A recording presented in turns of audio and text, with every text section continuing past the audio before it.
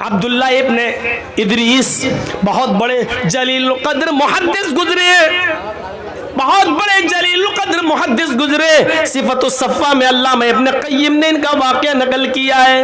جب ان کے انتقال کا وقت آیا تو ان کی بیٹی رونے لگی۔ جب ان کے انتقال کا وقت آیا تو ان کی بیٹی رونے لگی۔ عبداللہ ابن ادریس نے کہا تم کیوں رو رہی ہو میری بیٹی؟ کہا ابو آپ کی طبیعت اتنی خراب ہے اور میں روؤں نہیں، کیوں نہ روؤں؟ یہ فطری آنسو ہیں جو آنا ہی ہر بیٹی کے آنکھوں میں۔ باپ نے کہا اے میری بیٹی تمہیں رونے کی ضرورت نہیں ہے، تمہارا باپ اللہ کے پاس جا رہا ہے۔ تم جس گھر میں رہ رہی ہو اب تک میں نے اس گھر کے اندر 4000 مرتبہ قرآن کریم کی تلاوت کی ہے۔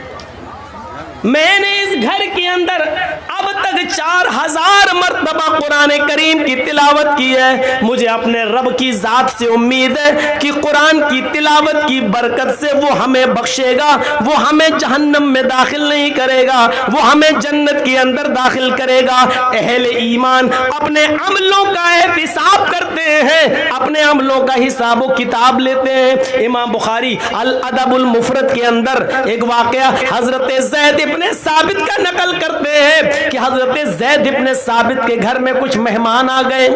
عشاء کی نماز کے لیے اذان ہوتی ہے، حضرت زید ابن ثابت اپنے مہمان کے ساتھ عشاء کی نماز پڑھنے کے لیے جا رہے ہیں۔ مسجد میں، مسجد قریب تھی ان کے گھر سے، وہ چھوٹے چھوٹے قدم رکھتے ہوئے جا رہے ہیں، چھوٹے چھوٹے قدم۔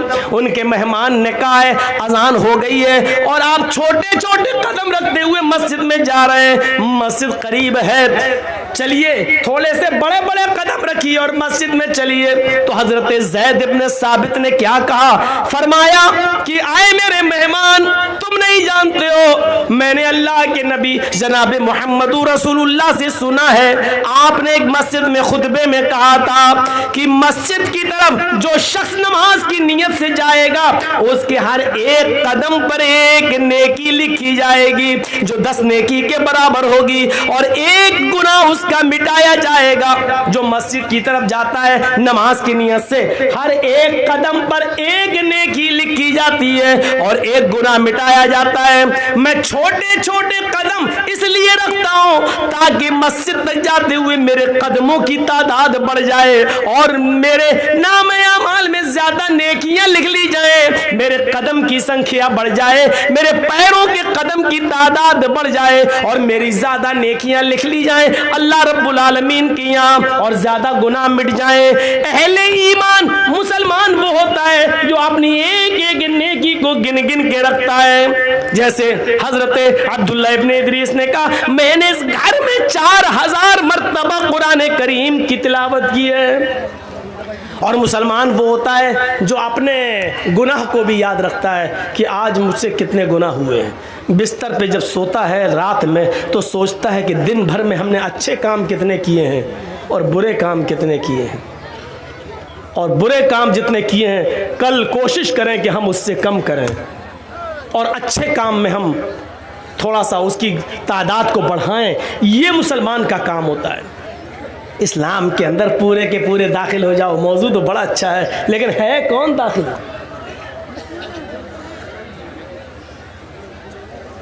نبی اکرم صلی اللہ علیہ وسلم نے فرمایا تھا یصبح الرجل مومنا ویمسی کافرا ویمسی مومنا یصبح کافرا۔ تم ایک آدمی کو دیکھو گے کہ وہ صبح جب اٹھے گا تو مومن ہوگا لیکن شام ہونے سے پہلے پہلے وہ کافر ہو جائے گا۔ صبح اٹھو گے اس کو مومن پاؤ گے، شام ہونے سے پہلے پہلے وہ کافر ہو جائے گا۔ شام کو دیکھو گے وہ مومن ہوگا، صبح اٹھتے اٹھتے وہ کافر ہو جائے گا۔ صبح مومن ہوگا، फजर की नमाज पढ़ेगा, कुरान की तिलावत करेगा, तुम देखोगे कि मोमिन होगा और शाम होते होते वो काफिर हो जाएगा। ये मंजर देखना है तो आज के ज़माने में देख लो कि एक मुसलमान सुबह फजर की नमाज पढ़ता है, कुरान की तिलावत करता है और फिर नेता बनने के चक्कर में, चुनाव जीतने के चक्कर में, गैर मुस्लिमों को खुश करने के चक्कर में वो किसी मंदिर में भी चला जाता है और टीका भी लगा लेता है। शाम होने से पहले पहले उसका की एंट्री कहीं और हो जाती है। ये मंजर देखना हो तो आज के ज़माने में तुम देख सकते हो।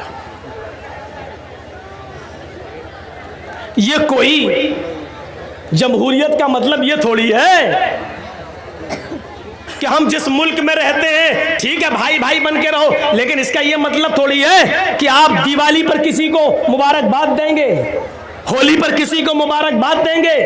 ठीक है, तुम्हारा त्योहार है तुम करो, हमारा त्योहार हम कर रहे हैं। लेकिन एक मुसलमान होकर किसी गैर मुस्लिम को कहे कि दिवाली मुबारक हो, हैप्पी दिवाली, हैप्पी होली, माफ कीजिएगा, इसी चीज को खत्म करने के लिए तो मोहम्मद रसूलुल्लाह सल्लल्लाहु अलैहि वसल्लम आए। वरना ये ऑफर तो नबी को भी दिया गया था, 6 महीने आप हमारे मजहब में आ जाइए, 6 महीने हम आपके मजहब में आ जाते हैं। क्या कहा था अल्लाह के नबी सल्लल्लाहु अलैहि वसल्लम ने? कुरान की आयत नाजिल होती है, नहीं, लकुम दीनुकुम वलिय दीन, तुम्हारे लिए तुम्हारा दीन और हमारे लिए हमारा दीन।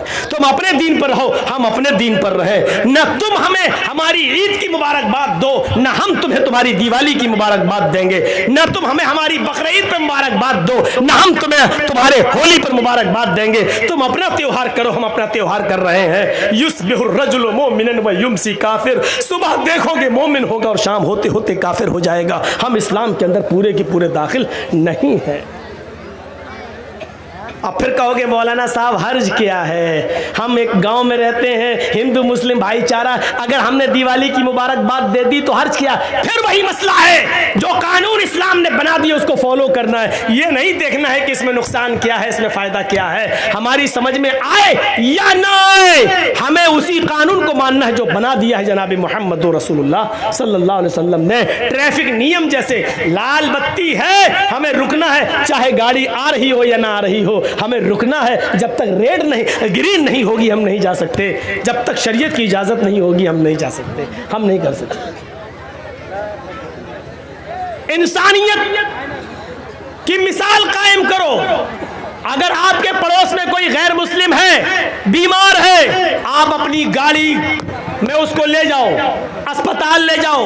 अगर आपका पड़ोसी गैर मुस्लिम है और उसका ब्लड ग्रुप आपके ब्लड ग्रुप से मिल रहा है और उसको एक बोतल खून की जरूरत है, आप फौरन उसको अपने ब्लड का एक बोतल खून निकाल कर आप उसको दीजिए। शरीयत इसकी इजाजत देती है। इंसानियत जितनी हो, मानवता जितनी हो दिखानी चाहिए, लेकिन इसका यह मतलब नहीं है कि उनके त्योहारों में आप शिरकत करेंगे और आपके त्योहारों में वो उनको आप मुबारकबाद देंगे। इस हद तक शरीयत इजाजत नहीं देती है।